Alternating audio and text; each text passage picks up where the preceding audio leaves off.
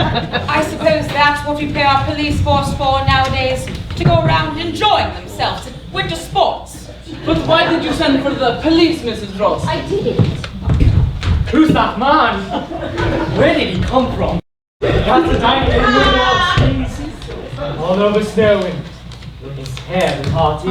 You may believe it or not, but that man is a policeman. A policeman. Skiing. This is Detective Sergeant Trotter. Good afternoon. Oh, you can't be a sergeant. You're too young. Oh, I'm not quite as young as I look, ma'am, but terribly hearty. We'll stow your skis away under the back stairs. Where is the telephone? Excuse me, where is the telephone? Oh, of course, Major Metcalf. He's very attractive, isn't he? I always think that policemen are very attractive. No brains. You can see that at a glance. Hello? Hello? Miss Ralston, this telephone is dead. Quite dead. She was all right about half an hour ago. Line's gone up the way to the snow, I suppose. So now we're cut off. Oh, quite cut off. That's funny, isn't it? Can't see anything to laugh at. No, indeed. Oh, it's a private joke of my own. The sleuth is returning. Now we can get down to business. Mr. Ralston, Mrs. Ralston. Would you like to see us alone? If so, we can go into the library. It's not necessary, sir. It'll save time if everyone's here. Now, if I might sit at this table. I'm going to pick the chair. Do hurry up and tell us. What have we done? Done? Oh, it's nothing of that sort, madam. It's actually something quite different. It's more a matter of police protection, if you understand me. Police protection? Yes, it relates to the death of Mrs. Lyon. Mrs. Marie Lyon of 24 Culver Street, London. West 2, she was murdered yesterday, the 15th instant. You may have heard or read about the case? Yes, I heard it on the wireless. The woman who was strangled. That's right, miss. Now, the first thing I want to know is if either of you were acquainted with this Mrs. Lyon. Never heard of her. You may have known of her under the name of Lyon. Lyon wasn't her real name.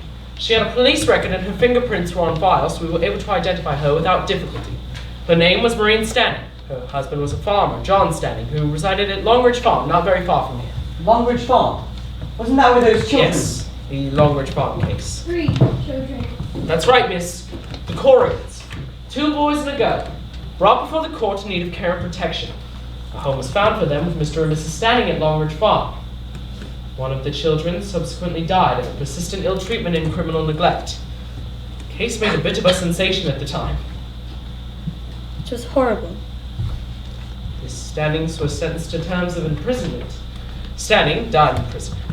Mrs. Stanning was duly released, and as I say, she was found strangled yesterday at 24 Culver Street. Who did it?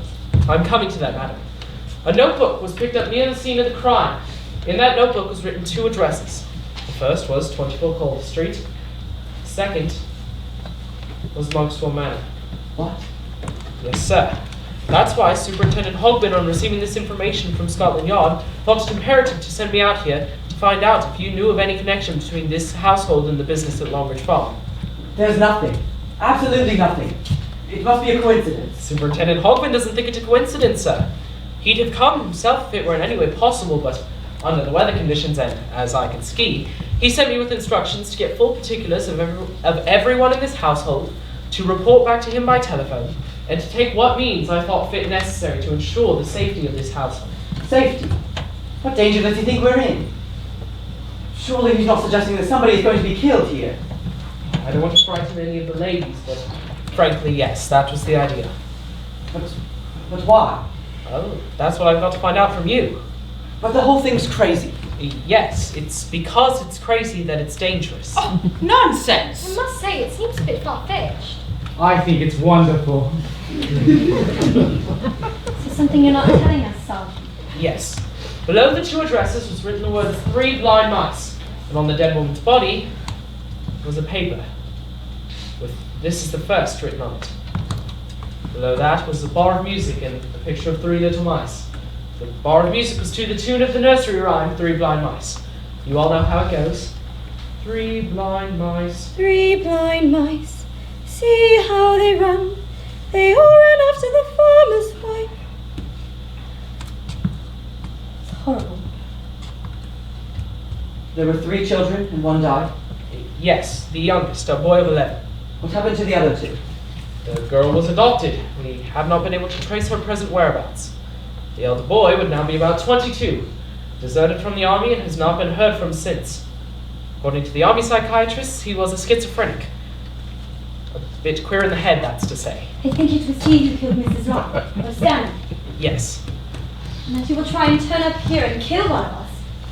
Why? Well, that's what I've got to find out from you. As the superintendent sees it, there must be some connection. Now, you state, sir, that you have no connection with the business at Longridge Farm. No. And the same goes for you, madam. No. No connection. What about servants? We haven't got any servants. That reminds me, Sergeant Trotter, would you mind if I went off into the kitchen? I'll be there if you want me. That's quite all right, Mrs. Ralston. Now, if I might get all your names, please. This is ridiculous. We are merely staying at a kind of hotel. We only arrived yesterday. We have nothing to do with this place. You plan to come here ahead of time, then? You'd all booked your rooms in advance? Well, yes. All except Mr. Paravicini. My car overturned in a snowdrift. I see. What I'm getting at is that anyone who's been following you around might know very well that you are coming here. Now, there's just one thing I want to know, and I want to know it quick. Which one of you is it that has any business at Longridge Farm? You're not being very sensible, you know. One of you is in danger. Deadly danger. I've got to know which one that is. All right, I'll ask you one by one. You first, since you seem to arrive here more or less by accident. Mr. Paravicini, yes. My car overturned in a snowdrift, but, my dear Inspector, I know nothing of what you are talking about. I'm a stranger in this country. I know nothing of these local affairs of bygone years. Mrs. Boyle. I don't see why, really, I consider it quite an impertinence, why I should even be discussed in such distressing business. Miss? Casewell. Leslie Casewell. I never heard of Longridge Farm and I know nothing about it. And you? Metcalf, Major. I read about the case in the papers at the time. I was stationed in Edinburgh then. No personal knowledge. And you, sir? Christopher Wren. I was a mere child at the time. I don't even remember hearing about it. And that's all you have to say? Any of you? Well, if one of you gets murdered, you'll have yourselves to blame. Now then, if I might get into the house, please. This way. My dears, how melodramatic. He's very attractive, isn't he? I do admire the police. Always so stern and hard-boiled. Quite a thrill, this whole business. 3 blind mice. How does the tune go? Really, Mr. Wren?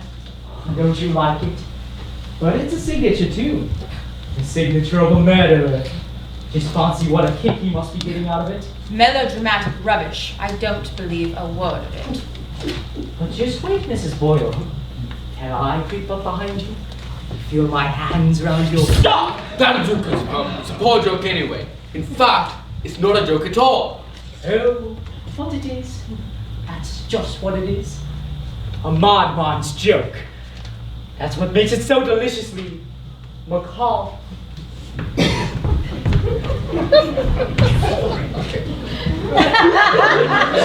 If you could only see your faces. A singularly ill-mannered and neurotic young man. Where's Giles? Taking our policeman on a conducted tour of the house. Your friend, the architect, is acting in a most abnormal manner. Young fellow seems never nowadays. Dare say he'll grow out of it. Nerves! I haven't patience for people with nerves. I haven't got any nerves. No, perhaps it's just as well for you, Mrs. Boyle. What do you mean? I think you were one of the magistrates sitting on the bench at the time. In fact, you were responsible for sending those 3 children to Longridge Farm. Really, Major Metcalf, I can hardly be held responsible. The farm people seemed very nice. We had paperwork from the welfare workers. They were most anxious to have the children. Fresh eggs, milk, a healthy outdoors life. Kicks, blows, starvations, and a thoroughly vicious couple. How was I supposed to know? They seemed most satisfactory. Yes, I was right. It was you. One tries to do a public duty and all one gets is abuse. You must forgive me. But indeed I find all of this very amusing. I enjoy myself greatly. I never did like that Where man. did he come from last night? I don't know. Looks a bit of a spib to me. Makes his face up too. Rouge and powder. Disgusting. He must be quite old too. And yet he skips about as though he were quite young. You'll be wanting more wood. I'll get it.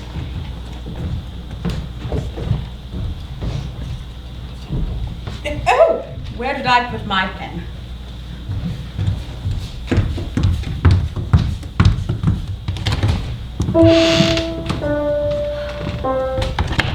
Poor little tune that is.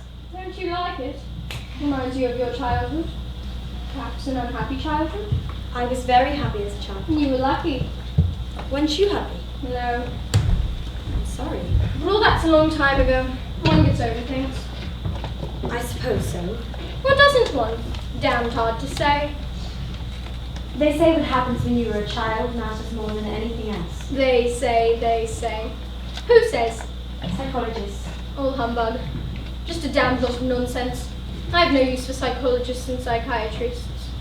Never really had much to do with them. Good thing for you, you haven't. It's all a lot of hooey, the whole thing. Life's what you make of it. Go straight ahead, don't look back. One can't always help looking back. Nonsense. It's a question of willpower. Perhaps. I know. I expect you're right. Sometimes things happen to make you remember. Don't give in. Turn your back on them. Is that really the right way? I wonder. Perhaps one really ought to face them. Depends what you're talking about. Sometimes I hardly know what I'm talking about. Nothing from the past is going to affect me. Except in the way I want it to. Well, everything seems to be alright upstairs.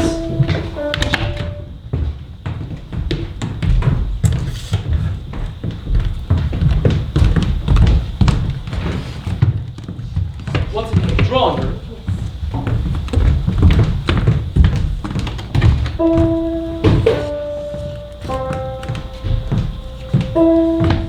Would you mind shutting that door? This place is full of rot. Sorry, madam, I've got to get a lay of the land. Well, nothing suspicious. I think I'll make my report to Superintendent Holman now. Oh, but you can't telephone, the line's dead. What? Since when? Major Metcalf tried just after you arrived. But it was all right earlier. Superintendent Hogbin got through all right. Yes, I suppose since then the lines are down with the snow.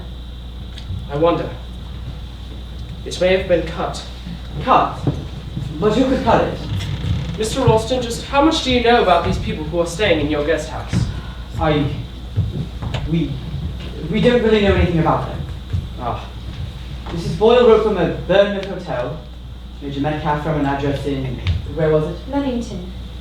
Wren wrote from Hampstead. And the Casewell woman from a private hotel in Kensington. Paravicini, as we told you, turned up out of the blue last night. Still, I suppose they've all got ration books, that sort of thing. And I shall go into all that, of course, but there's not much reliance to be placed on that sort of evidence. But even if this crazy killer is trying to get here and kill us all, or one of us, quite safe now, because of the snow. No one can get here until it melts. Unless he's here already. Here already. Well, why not? All these people arrived here yesterday. Plenty of time after the murder of Mrs. Stanley. Yes, but all except for Paravicini, they'd all booked beforehand. Why not? These crimes were planned. Crimes? There's only been one crime, in Culver Street. Why are you sure there'll be another here? That it will happen here? No, I hope to prevent that. That it will be attempted, yes. I can't believe it. It's so fantastic. It's not fantastic, it's just facts. You have a description of what this man looked like in London. Yes. Medium height, intermediate build, dark shoved coat, soft felt hat. The killer spoke in a whisper. There are 3 darkish overcoats in your hall right now. One of them is yours, Mr. Ralston. There are 3 soft felt hats. Don't breathe. You see, it's this telephone wire that worries me. I must go to the kitchen and get one of the vegetables.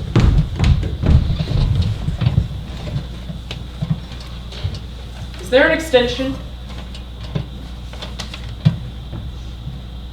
I beg your pardon, did you say something? Yes, Mr. Ralston. I said, is there an extension? Yes, up in our bedroom. Go up there and try it for me, will you?